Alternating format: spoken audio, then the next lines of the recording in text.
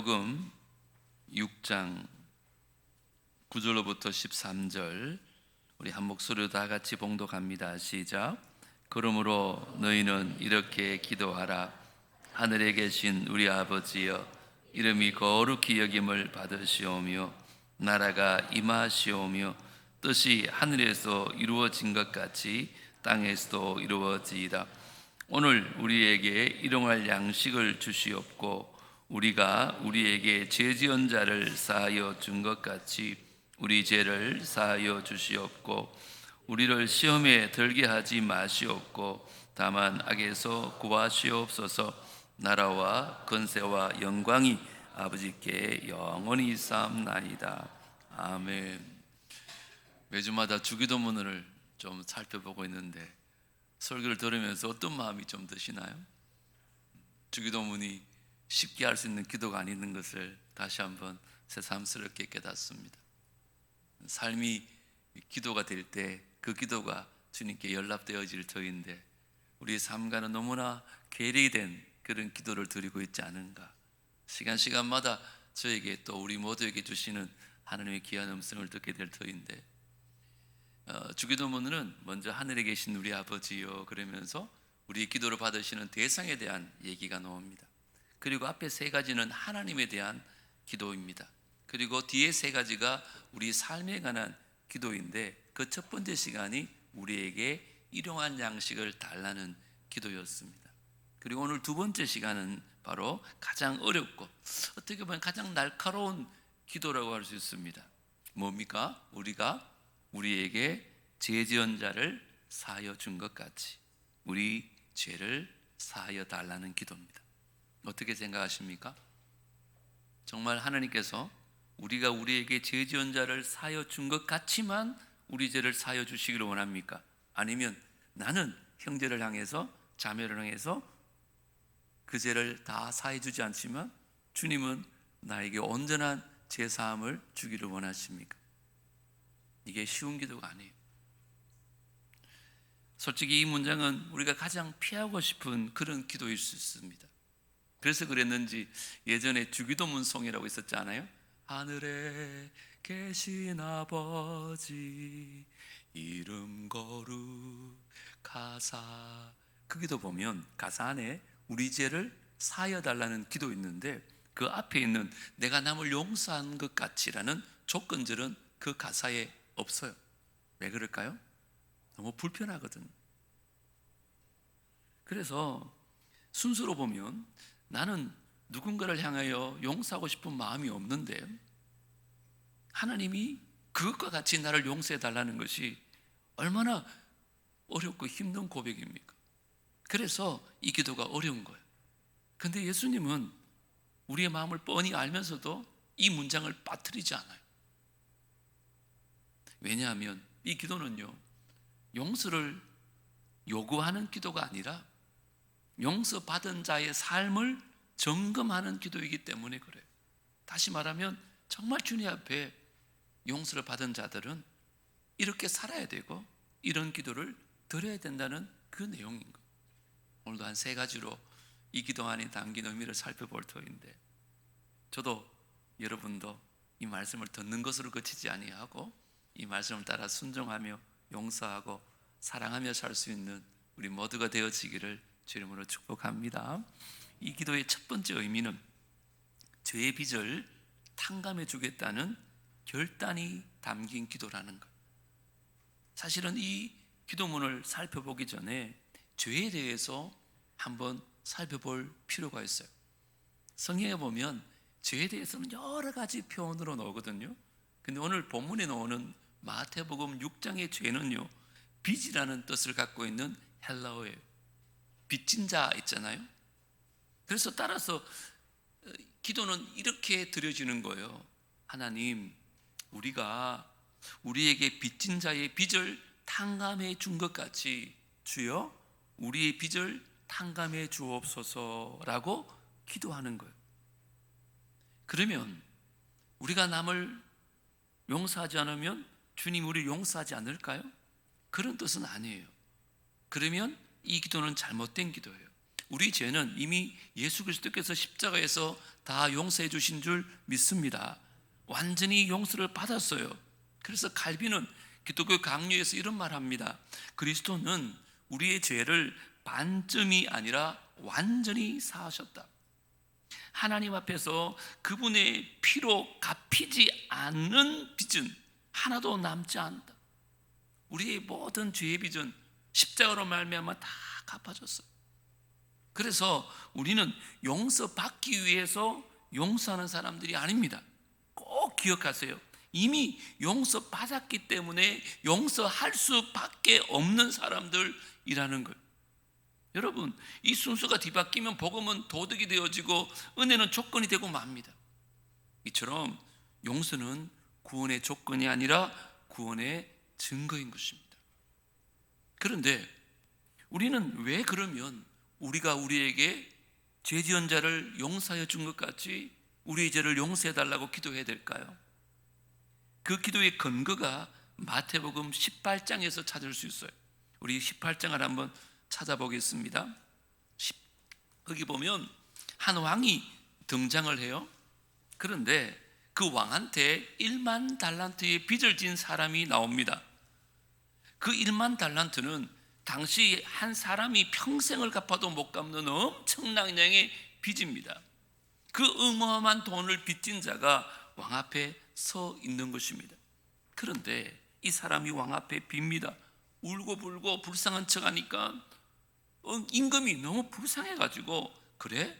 그러면 내가 너의 빚을 다 탕감해 줄 거니까 돌아가라고 합니다. 그래서 이 사람은 돌아와요. 그런데 문제는 돌아오는 길에 자기에게 빚진 사람을 만납니다. 자기가 준 빚은 100데나리온이라고 성경은 말합니다. 한 데나리온이 하루 품삯입니다.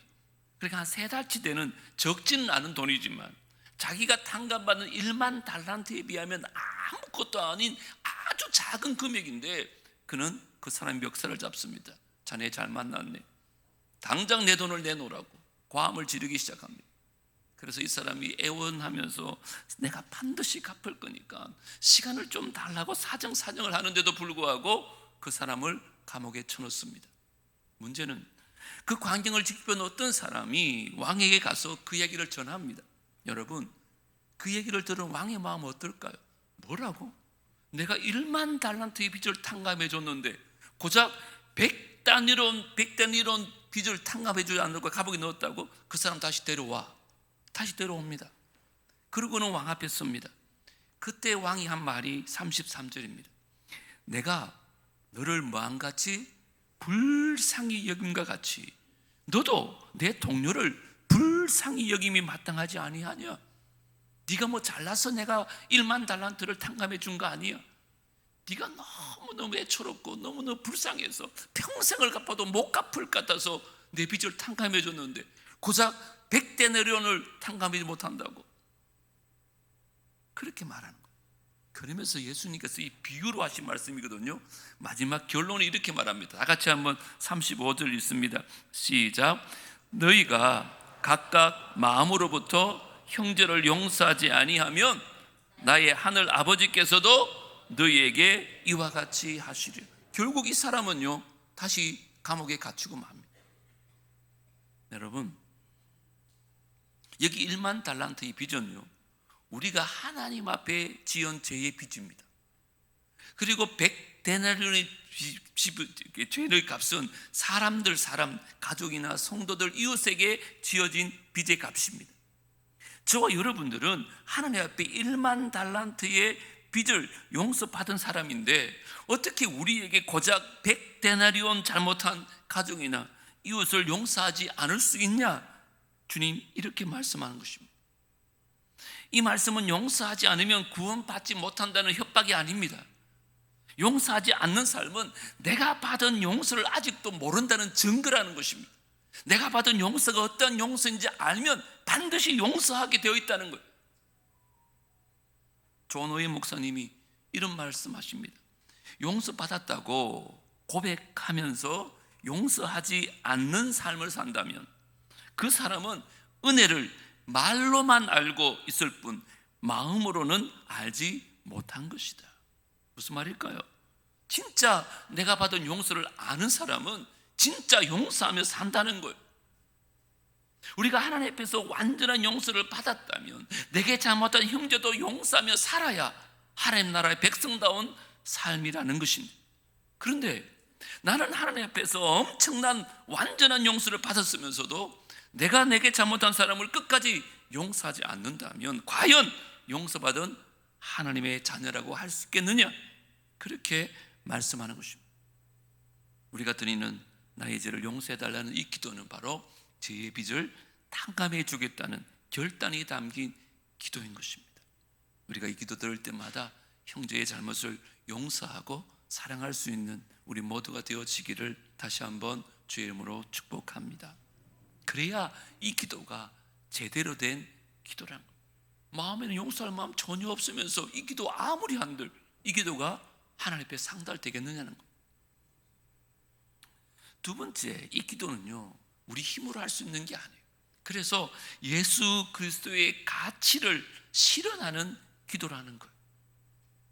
자, 용서는요 감정의 문제가 아닙니다. 용서는 은혜가 실제로 작동하고 있는지를 보여주는 증거라는 거예요. 여러분, 용서는 십자가에서 흘러나오는 삶의 태도입니다. 우리가 진짜 예수 그리스도의 십자가의 보혈로 말미암아 용서받았다는 것이 인정되어지고 믿어지면 삶 속에서 자연스럽게 용서하며 살게 되어 있는 거예요. 다시 말하면 제가 이제 그 주님의 마음으로 그 사랑으로 살아가겠습니다. 그렇게 삶의 선언이 바로 이 기도인 것입니다. 예수 그리스도의 사랑을 한번 생각해 보십시오. 그 사랑이 십자가에서 분명히 드러났고 그 십자가의 핵심은 바로 죄사함, 용서에 있습니다.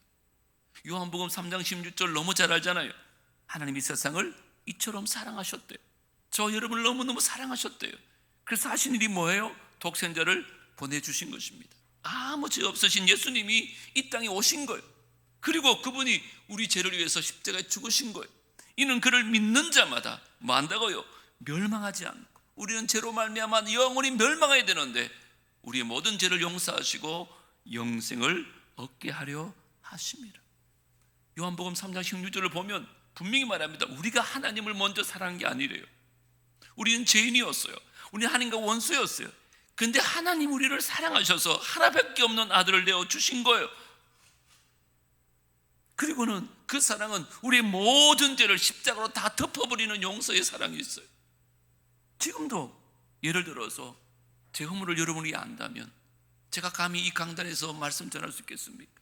이처럼 용서에는 사랑이 전제되어져요. 그리고 사랑에는 언제나 손해를 감수하는 방향으로 흘러가는 거예요. 손해보지 않고 사랑할 수가 없다니까요. 그래서 이 기도는 주님, 이제는 제 유익이 아니라 주님의 십자가를 기준으로 살겠습니다라는 그런 삶의 선언이요 고백이 담긴 기도가 바로 이 기도예요. 여러분들이 정말 이 기도를 제대로 드린다면 우리의 신앙은 반드시 바뀌게 되어 있어요. 우리의 삶은 반드시 바뀝니다. 잘 생각해 보세요. 우리가 신앙생활 해가면서 사실 나 편하고자 예수 믿는 사람들이 엄청 많습니다. 예배 드리는 것도 나 복 받기 위해서 예배 드려요. 이 땅에서도 잘 되고 죽어서 천국 가고 싶어서 예수 믿는다니까요. 그런데 기독교는 그렇지 않아요. 교회는요 불편함을 감수하는 은혜의 공동체가 교회예요. 무슨 말인가? 서로 사랑하며 용서하는 게 쉽지 않잖아요. 근데 왜 우리가 교회로 모였어요? 그 불편함을 감수하라는 거예요. 힘들지만 어렵지만 그렇게 살아라는 거예요. 그래야 하나님 나라가 임한다는 거예요. 우리는 신앙생활 하면서 불편함을 감수하고 싶지 않아요. 그래서 나 혼자 편하게 안정감을 유지하면서 신앙생활하고 싶은 거예요. 가면 갈수록 더 그래요. 교회도 혼자 조용히 예배드리고 아무런 활동도 안 하고 집에 돌아가요. 왜 그럴까요? 사람들이 모이면 부딪히고 상처받고 용서받고 용서해 주는 것이 힘들거든요. 불편하거든요. 그러니까 교회가 점점 불편한 장소가 되고 마는 거예요. 안정감을 포기해야 되는 장소가 되고 마는 거예요. 그런데 예수님 뭐라고 말씀하세요? 그렇게 살면 안 된다는 거예요. 여러분 누가복음 17장에 보면 진짜 어려운 말씀이 있어요. 너희는 스스로 조심해라. 만일 네 형제가 죄를 범하거든 먼저는 경고하는 것입니다. 너 그렇게 살면 안 돼. 그 다음에 그 사람이 회개하거든 뭐하라 그래요? 용서하래요. 만일 하루에 몇 번이라도 7번이라도, 일주일에 한 번이 아니고 하루에 한 번이 아니고 하루에 7번이라도 내게 죄를 짓고 7번 내게 돌아와 내가 회개하노라 하거든 너는 뭐라고요? 용서하라. 하실 수 있겠어요? 하루에 7번 죄 짓고 돌아와가지고 내가 회개합니다 그러면 용서하래요. 근데 또 돌아가가지고 똑같은 짓을 하는 거예요. 똑같은 죄를 지어요. 그리고 돌아와서는 또 회개합니다 그러는 거예요. 그러면 또 용서하래요. 7번까지 하래요. 그 8번째 안 해도 되겠죠? 그런 뜻이 아니에요. 그때마다 다 용서하래요. 이게 가능한 일입니까? 이런 예를 들어서 어떨지 모르겠는데 여러분 남편이 바람을 피웠어요. 그것도 한두 번이 아니에요. 근데 뻑하면 회개한대요. 근데 주님은 그를 용서하래요. 아니 이게 말이 되냐고요. 인간적으로 불가능한 일 아닙니까 솔직히. 그런데 왜 주님은 그렇게 말씀하셨어요? 이 말씀은요 우리를 절망시키는 명령이 아닙니다. 이 말씀은 성령의 은혜 없이는 할 수 없음을 고백하게 하는 말씀이라는 거예요. 내 힘으로 안 된다는 거예요. 너무 싫어요. 너무 어려워요. 하지만 예수님의 완벽한 빛의 탕감을 믿는다면 우리도 누군가를 향하여 그렇게 사랑과 용서를 실천하며 살아야 된다는 거예요. 그 삶의 태도로 드러나야 된다는 거예요. 그래야 믿는 사람답게 사는 거라는 거죠. 그래서 제가 한번 자막을 이렇게 한번 준비해 봤어요. 우리는요 예수 그리스도를 따르는 것이 내 마음 편하고자 따르는 것이 아닙니다. 꼭 기억하십시오. 우리는요 이미 빛의 탕감을 받은 자로서 이제 누군가를 사랑하며 살아갈 수 있는 삶의 권리와 삶의 의무가 주어진 거예요. 이게 자연스럽게 삶의 라이프 스타일로 삶의 방식으로 드러나야 되는 거예요. 내가 용서 받았기 때문에 당연히 용서하며 사는 거죠. 그래서 이 사랑을 그냥 혼자 누리는 것이 아니라 이제 누군가를 향하여 그 사랑을 흘려보내야 되는 거예요. 내가 받은 그리스도의 사랑, 내가 받은 그리스도의 용서를 나를 통해서 누군가에 흘려보내야 되는 거예요. 주님은 그걸 원하시는 거죠. 성경을 보십시오. 하나님과 우리 사이에 막힌 담이 있었다고 말씀하잖아요. 이 막힌 담을 예수 그리스도의 십자가로 허무셨다고 말하잖아요. 그러면서 이렇게 기도하라는 거예요. 우리가 우리에게 죄 지은 자를 사하여 준 것 같이 우리 죄를 사하여 달라는 거예요. 이걸 다시 말하면 우리 안에 막힌 담을 허무신 예수 그리스도의 뜻을 따라 나도 타인의 안에 있는 막힌 담을 허물며 살겠습니다. 내가 허무겠습니다. 그런 의미의 기도입니다. 우리는 아무 일 없는 것처럼 그렇게 앉아서 예배를 드리지만 사실 우리 안에는요 보기도 싫은 사람이 있잖아요. 아무리 용서하고 싶어도 용서가 안 되는 사람이 있잖아요. 이런 설교 한두 번 들은 게 아니잖아요. 그때마다 마음이 찔림은 있지만 돌아가면 용서가 안 되는 사람이 있잖아요. 그게 불편하거든요. 그 사람이 2부 예배 드리면 자기는 3부 예배 드리는 거예요. 그분이 식당에서 밥 먹는다고 하면 식당 올라가지도 않은 거예요. 마주치기가 싫은 거죠. 그러면서 저는 이렇게 기도해요.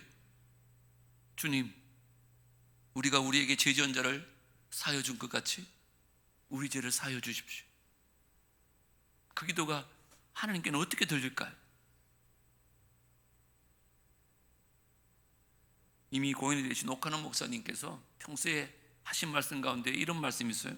교회는 상처받지 않는 사람들이 모인 것이 아니라 서로의 상처를 어디에요? 십자가 아래로 가지고 오는 사람들의 공동체다. 교회 가면 상처를 받을 수 있습니다. 하지만 내가 조금 불편하더라도 내가 받은 그 십자가의 은혜를 기억하고 그 불편함을 극복하고 예수 그리스도를 따라 살아야 한다는 거예요. 주님이 우리를 그렇게 사랑하신 같이 우리도 서로 사랑하며 살아야 되는 거예요. 서로 막힌 담이 있으면 그 주님이 그 담을 허무셨던 것처럼 그래서 우리도 서로 용서함으로 그 담을 허물며 살아야 되는 거예요. 그런데 교회는 다니면서 너저리 담을 쌓고 살아요. 허물 생각은 안 해요. 안 보면 말지, 안 보면 그만이지. 지가 싫다는데 내가 왜? 고린도후서 5장 18절 19절 유명한 말씀인데 제가 세 번역으로 한번 읽어드릴게요. 아마 우리 개역 성경이 기억나실 거예요. 이 모든 것은 하나님에게서 났습니다. 하나님께서는 그리스도를 내세우셔서 우리를 자기와 화해하게 하시고, 우리 성경은 화목하게 하시고, 또 우리에게 화해의 직분을, 화목의 직분을 맡겨 주셨습니다. 곧 하나님께서 사람들의 죄가를 뭐 한다고요? 따지지 않으시고 화해의 말씀을 우리에게 맡겨 주심으로써 세상을 그리스도 안에서 자기와 화해하게 하신 것입니다. 하나님과 원수되었던 우리를 예수 그리스도를 통해서 하나님과 화해하게 하셨으니까 저와 여러분도 이제 막힌 담을 허물고 서로 화해하고 사랑하고 사는 것이 우리에게 주어진 새로운 직분이라는 것. 우리가 믿는 순간 이런 직분이 우리에게 주어졌다는 거예요. 왜요? 하나님 우리를 그렇게 사랑하셨으니까.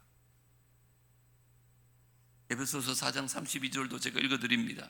서로 친절히 대하며 서로 불쌍히 여기며 하나님께서 그리스도 안에서 여러분을 용서하신 것 같이 서로 용서하십시오. 그리스도 안에서 화목케 하는 직분을 저와 여러분이 받은 자들은 이제 서로 용서하며 살아가라는 얘기입니다. 주님이 우리를 용서하신 것 같이 그 사랑으로 우리도 서로 사랑해야 된다는 것이 이 기도에 담긴 내용입니다. 그래서 이제는 내 힘으로 할 수 없지만 그 예수 그리스도의 가치를 따라서, 그분의 사랑을 따라서 그 사랑으로 이 땅을 살아가겠습니다라는 기도가 바로 우리의 죄를 용서해달라는 기도인 것입니다. 예수 따르는 것이 여러분 뭐라고 생각해요?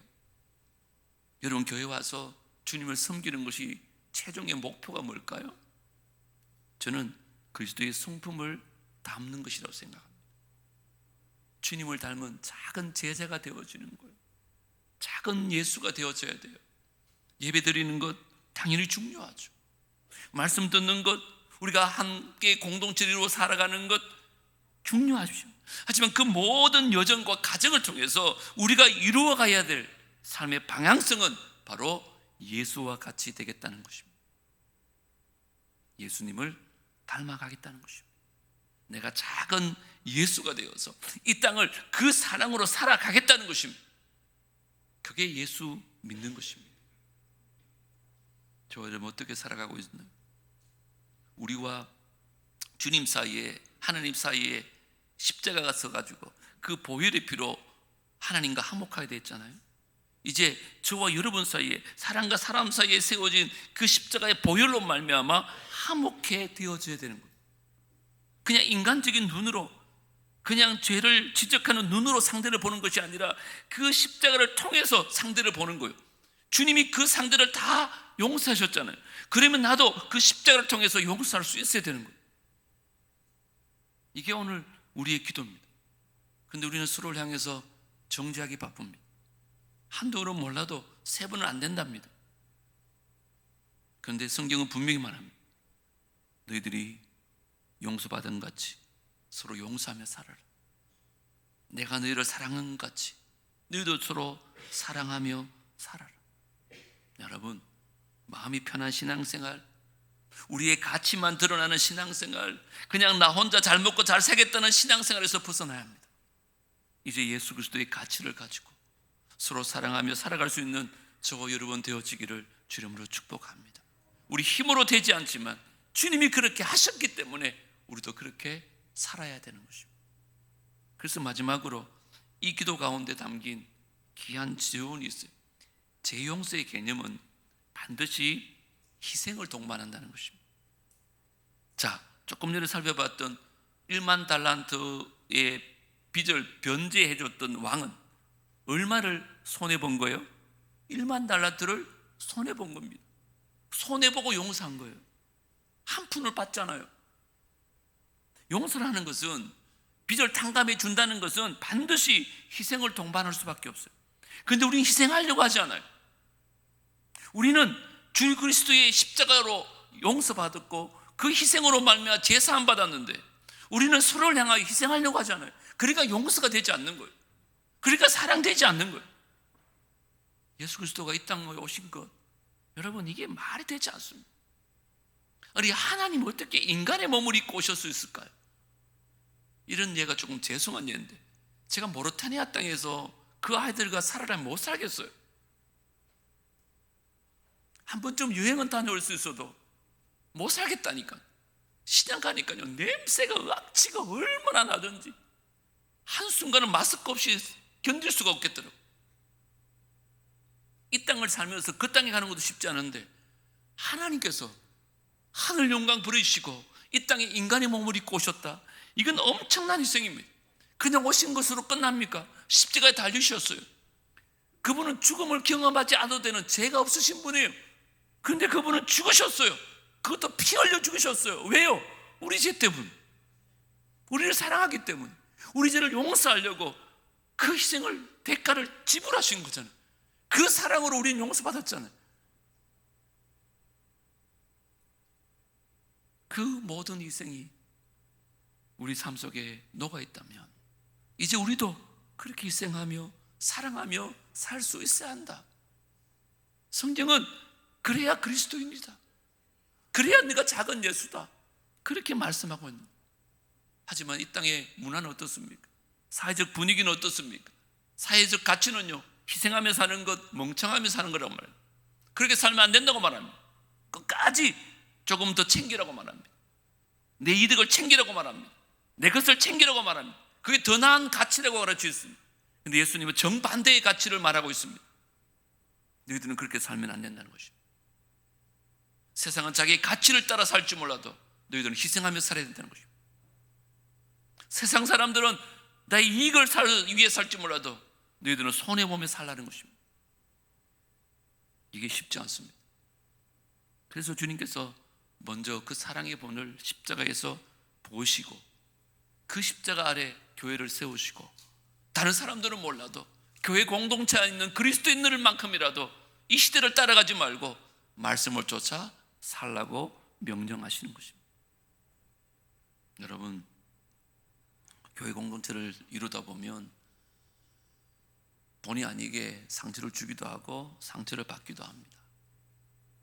그런데 그게 쉽게 용서가 되지 않으면 오늘 이 기도는 우리의 기도가 될 수 없습니다. 저와 여러분들이 하나님께로부터 받은 그 사랑을 한번 생각해 보십시오. 내가 받은 그 은혜를 생각하면서도 이 사랑을 실천하지 않는다? 그리스도의 희생을 내가 받았음에도 불구하고 내가 희생하지 않는다? 이게 말이 되지 않는다는 거예요. 이기적인 안정감에 머물지 마십시오. 내가 교회에 편하게 다닌다고 해서 그게 다 좋은 게 아니에요. 주님은 불편을 감수하더라도 내가 너희를 사랑한 것 같이 너희도 서로 사랑하래요. 주님 우리를 어떻게 사랑하셨는지 한번 생각해 보래요. 그리고 그 사랑으로 서로 사랑하래요. 주님이 명령하셨다면, 우리가 그 사랑을 받았다면 이제도 사랑하며 살아야 되는 거예요. 왜 공동체 안에 이 사랑이 중요한가? 그냥 혼자 교회 다녀도 되잖아요. 혼자 저 뒷동에서 예배드리고 그냥 1시간 예배드리고 집에 가면 얼마나 편해요. 근데 전도서에서는 이렇게 말해요. 4장 8절에 보니까 제가 세 번역으로 한번 읽어드릴게요. 집에 가셔서 개역성경 꼭 한번 읽어보세요. 한 남자가 있다. 자식도 형제도 없이 혼자 산다. 그러나 그는 쉬지도 않고 일만 하며 산다. 그렇게 해서 모은 재산도 그의 눈에는 차지 않는다. 그러면서도 그는 가끔 어찌하여 나는 즐기지도 못하고 사는가? 도대체 내가 누구 때문에 이 수고를 하는가 하고 말하니 그의 수고도 뭐요? 헛되고 부질없는 일이다. 한 남자가 있대요.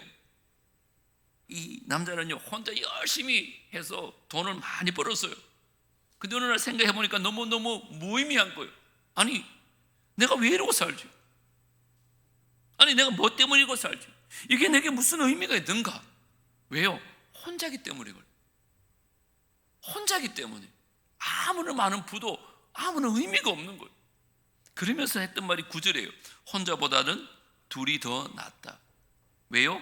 두 사람이 함께 일할 때에 더 좋은 결과를 얻을 수 있기 때문이다. 혼자 살면 편하겠죠. 교회도 혼자 그냥 조용히 교회 다니면 편하겠죠. 하지만 성경은 말합니다. 혼자 있는 것보다 둘이 사는 게 낫다. 희생을 치르더라도, 수고함을 감수하더라도 둘이 공동체를 이루는 게 낫대요. 부부도 마찬가지입니다. 그러면서 12절, 10절부터 보면 이렇게 말합니다. 함께 같이 읽어보겠습니다. 시작. 그 가운데 하나가 넘어지면 다른 한 사람이 자기의 동물을 일으켜 줄 수 있다. 그러나 혼자 가다가 넘어지면 딱하게도 일으켜 줄 사람이 없다. 또 둘이 누우면 따뜻하지만 혼자라면 어찌 따뜻하겠는가? 혼자 싸우면 지지만 둘이 힘을 합하면 적에게 맞설 수 있다. 세 겹줄은 쉽게 끊어지지 않는다. 전도서 말씀은 혼자 사는 것이 결코 좋은 것이 아니다는 거예요. 혼자 사는 게 편한 것 같아도 공동체를 이루며 사는 것이 혼자 사는 것보다 더 나은 삶이라고 말합니다. 성경은 진리인 줄 믿습니다. 여러분, 진리를 따라 사십시오. 신앙생활도 그냥 혼자 신앙생활하면 안정감을 취할 수 있습니다. 그냥 쉽게 생각하면서 그냥 쉽게 편하게 예수 믿을 수 있습니다. 물론 구원을 받겠죠. 문제가 뭔지 알아요? 삶의 결렬이 올 때입니다. 삶이 어려움을 닥칠 때 혼자 있을 때는 쉽게 무너진다는 거죠. 왜요? 일으켜줄 사람이 없기 때문에. 비록 상처를 받고 어려움을 당하기도 하지만 누군가가 나를 도울 수 있는 사람이 바로 그 사람입니다. 그래서 우리가 예수 그리스도를 따라가는 것은 혼자 사는 게 아니에요. 공동체를 이루며 살아가야 되고, 또한 이 세상과 이 땅에 소외된 자들을 공동체 안에 데려와 가지고 그 사랑을 나누며 사는 것이 하나님께서 교회를 이 땅에 세우신 목적이에요. 그런데 우리는 이 땅에서 조금만 불편하다고, 조금 힘들다고 자꾸만 혼자 살려고 그래요. 결코 그것은 성경의 원리가 아닙니다. 서로 살아갈 때 세 겹줄이 되어서 끊어지지 않는 하나님의 은혜와 능력을 경험하는 것이 중요합니다. 우리가 믿고 있는 기독교는요, 샤머니즘이 아니에요. 그냥 내 마음 평안을 위해서 정한수 떠놓고 비나이다 그런 종교가 아니에요. 주님 분명히 말합니다. 십자가를 지고 나를 따르라는 것입니다. 우리는 우리의 십자가를 지고 예수 그리스도를 따라가는 성도들이에요. 우리는 그냥 이곳에 복받기 위해서 모인 것이 아니라 예수를 따라가기 위해서 교회를 이루었어요.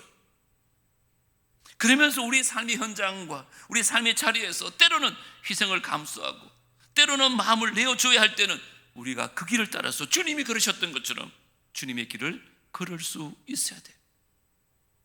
설교하는 제 자신부터 말은 쉬운데 이 삶으로 살아내기가 어렵다는 걸 잘 알아요. 하지만 저부터 여러분 한번 결단하는 거죠. 이게 진짜 희생이거든요. 이게 진짜 사랑이거든요. 왜요? 너무너무 어렵기 때문에. 쉬운 건 사랑이 아니에요. 누군가를 생각하는 것, 누군가를 향해서 내가 진심으로 기도해 주는 것, 누군가를 향해서 내 삶을 내어주는 것, 누군가를 향해서 내 것을 나눠줄 수 있는 것, 나의 이기적인 안정감을 내려놓고 배타적인 삶으로 살아가는 것, 이게 너무 어렵지만 예수님의 명령이시고 예수님이 본을 보여주셨기 때문에 너무 어렵지만 예수님이 너희들은 이렇게 기도하라 명령하시면서 우리에게 빚진 자를 탕감하여 준 것 같이 나의 죄도 탕감하여 주십시오 라고 기도하라고 말씀합니다. 자, 그렇다면 우리 이제 어려워도 그 길을 걸어가야 될 줄 믿습니다. 어렵지만 교회 안에서 이 사랑을 실천하며 살아야 될 줄 믿습니다. 어렵지만 여러분의 삶의 가정과 사회 속에서 그리스도의 사랑을 실천하며 살아가야 하는 것입니다. 그렇게 살아갈 때 그 공동체 안에, 그 가정과 이 땅 안에 하나님 나라가 이루어질 줄 믿습니다. 그렇게 살아가면서 드리는 이 기도가 주님께 상달되는 기도가 되어지는 것입니다. 말씀을 마무리하려고 합니다. 우리는 주님 앞에서 완전한 빚을 탕감받은 사람입니다. 평생 갚아도 다 못 갚는 1만 달란트의 빚을 탕감받은 사람입니다. 하지만 우리는 우리에게 빚진 자들을 용서하지 않으며 삽니다. 1만 달란트에 비하면 아무것도 아닌 100데나리온 밖에 되지 않습니다. 그럼에도 불구하고 우리는 그 사랑을 실천하지 않습니다.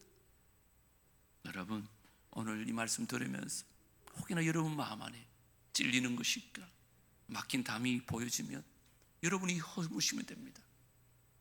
주님께서, 하나님께서 저를 통해서 여러분에게 말씀하시고 저에게 말씀하는 것입니다. 주님이 나를 사랑한 같이 이제 나도 사랑하며 살겠습니다. 주님이 나를 용서하신 같이 나도 용서하며 살겠습니다. 이 땅을 살아도 몇 년 못 삽니다. 여러분, 언제까지 용서하지 않은 마음 가지고 사시겠습니까? 언제까지 같은 교회 다니면서 같은 공동체를 이루면서 그렇게 원수처럼 사시겠습니까? 오늘 이 세 가지 꼭 기억하십시오. 죄의 빚을 탕감해 주겠다는 결단이 필요합니다. 예수 그리스도의 가치로 살아가자는 실현하려는 기도라는 것입니다. 그리고 죄 용서는 반드시 희생을 동반합니다. 여러분들도 이제 이렇게 살아서 이 기도가 주님 앞에 상달되어지고 우리 공동체가, 여러분의 가정이 천국 같은 가정, 하나님 나라가 임하는 공동체 될 수 있게 되기를 주 이름으로 축복합니다. 오늘 주보에 있는 찬양이 그 내용입니다. 주님은 나의 죄와 허물 모두 다 사해 주셨습니다. 나도 이제 형제의 잘못과 부족함을 용서하며 살겠습니다. 내가 아직 죄인 되었을 때 주님이 나를 사랑해 주셨으니까 나도 이제 자매의 모습, 있는 모습 그대로 사랑하며 살겠습니다. 우리 말씀 생각하면서 결단하는 마음으로 찬양하겠습니다.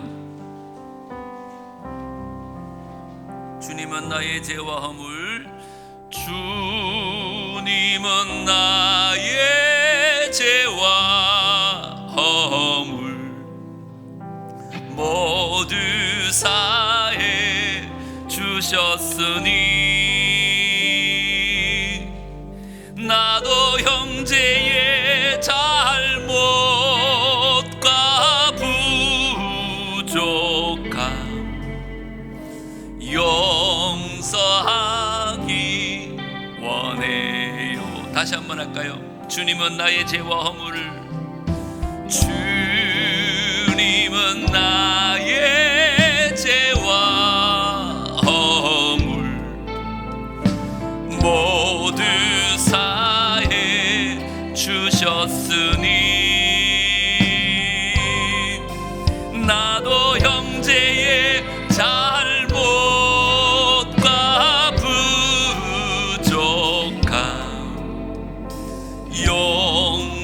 용서하기 원해요. 내가 아직 죄인 되었을 때, 내가 아직 죄인 되었을 때 주 날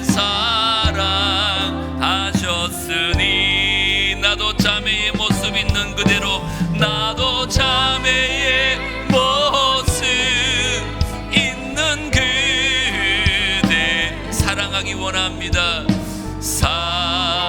사랑하기 원해. 다시 한번, 내가 아직 죄인 되었을 때, 내가 아직 죄인 되었을 때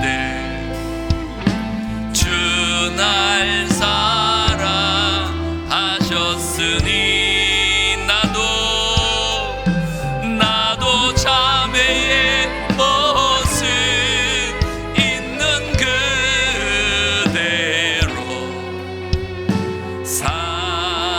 사랑하기 원해요. 용서하기 원해요. 용서하기 원해요. 사랑하기 원합니다. 사랑하기 원해요. 우리 반주에 맞춰서 잠시 한번 묵상하며 기도하십시다. 주님이 우리를 사랑한 같이 나도 이제 사랑하며 살겠습니다. 주님이 나를 용서한 같이 나도 이제 용서하며 살겠습니다. 그래서 이 기도가 주님 앞에 상달되는 기도가 되어지고 우리가 그렇게 살아가는 공동체가 천국이 되어지고 하나님 나라가 임하는 공동체 되게 해달라고 나 자신을 돌아보고 혹시나 말씀 가운데 아직까지 용서하지 못한 사람, 사랑하지 못하고 있는 사람, 사랑할 수 있는 은혜를 허락해달라고, 주님의 마음을 부어달라고, 사랑하며 살게 해달라고, 용서하며 살게 해달라고, 주님의 명령을 따라 순종하며 살게 해달라고 다 같이 한번 묵상으로 한 1, 2분 기도하겠습니다. 주님 감사드립니다.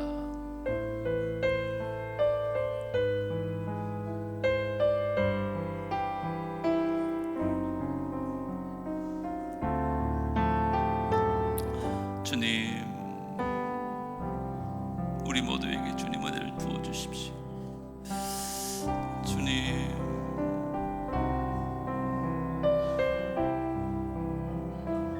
주님,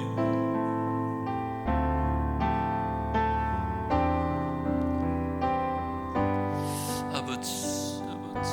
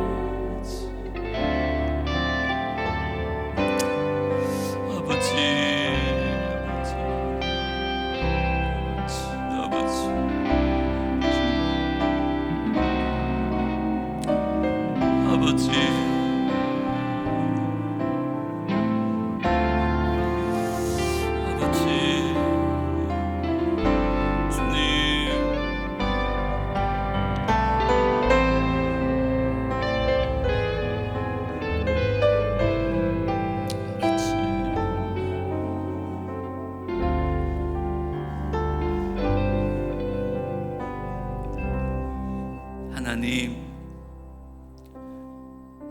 지금까지 주기도문을 수도 없이 드려왔지만 한 문장 한 문장 안에 담긴 깊은 의미를 깨달으면서 참 우리에게 이 기도가 너무 헛된 기도였다는 것을 다시 한번 깨닫습니다.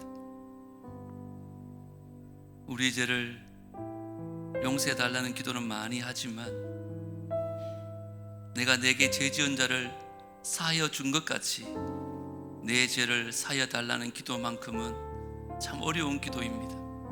너무 힘들고 하기 싫은 기도입니다. 하지만 이제 오늘 이 기도의 의미를 새롭게 깨닫게 하시니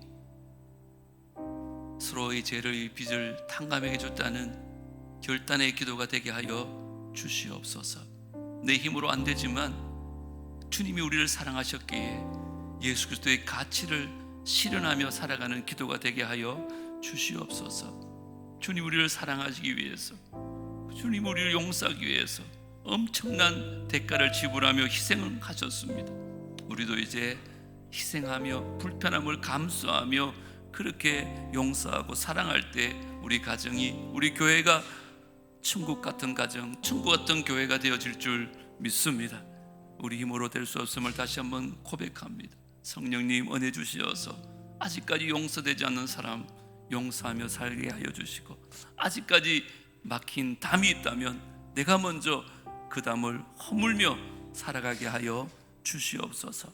그래서 정말 용서받은 그리스도인답게 이 땅을 살아가는 우리 모두가 되게 하여 주시옵소서. 예수님 이름으로 기도드리옵나이다. 이제는 우리 구주 예수 그리스도의 은혜와 하나님 아버지의 무한하신 사랑과 성령 하나님의 교통하심과 내주하심과 인도하심이 결코 쉽지 않지만, 너무 어렵고 심지어 하기 싫지만 용서하라는 말씀 앞에 용서하기로 결단하고 돌아가는 귀한 주의 백성들과 그들의 가정과 자녀들과 하시는 모든 일들 위에, 사랑남북의 공동체 위에 이제로부터 영원토록 함께 있을지어다. 아멘.